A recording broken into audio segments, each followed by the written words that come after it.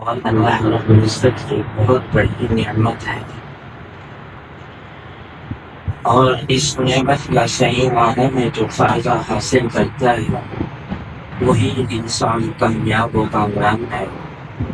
اس کے لیے اللہ رب العزت نے دنیا کے اندر بھی خیر اور خوشحالی، فلاح اور کامیابی رکھی، اور اسی انسان کے لیے اللہ رب العزت نے آخرت میں کامیابی اور کامرانی اور فلاح اور جنت اور اس کے باغات اور اس کی نعمتیں اور اس کے ثمرات اس انسان کے لیے اللہ رب العزت نے محفوظ و معمول رکھے ہیں۔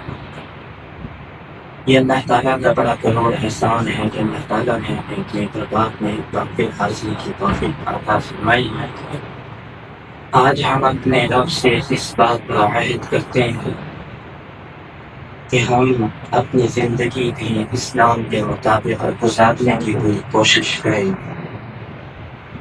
آپ حضرات کے سامنے قرآن کریم کی چند آیات مبارکہ پیش کی جس میں اللہ رب العزت نے کفار کا نقشہ پیش کیا، کس طریقے سے انہوں نے اسلام کو نقصان پہنچانے کی کوشش کی۔ اللہ رب العزت نے اپنی اس عظیم الشان کتاب کلام اللہ قرآن مجید فرقان حمید میں اسی کا تذکرہ اور اس کا بدلہ اس کا ذکر فرمایا۔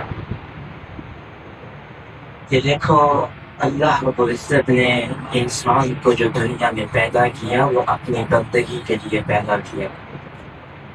اللہ تعالیٰ کی جو رحمت ہے وہ بڑی وسیع ہے، بڑی عظیم ہے۔ ان رحمتی وسعت کل شیء، اللہ تعالیٰ کی جو رحمت ہے وہ ایسی وسیع ہے کہ جس کا دائرہ انسان نہیں لگا سکتا، جس کا احاطہ نہیں انسان کر سکتا۔ بنی اسرائیل میں ایک آدمی تھا، بڑا گنہگار تھا، 99 کے قریب اس نے لوگوں کو قتل کیا۔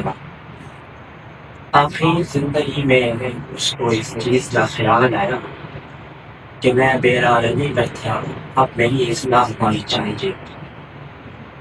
مرنے سے پہلے میں اس وقت کی توبہ کرنا چاہتا ہوں۔ چنانچہ وہ شخص ایک عابد کے پاس گیا، اس کو اپنی پوری زندگی کے بارے میں بتلایا کہ میں پوری زندگی بے روی کا شکار رہا،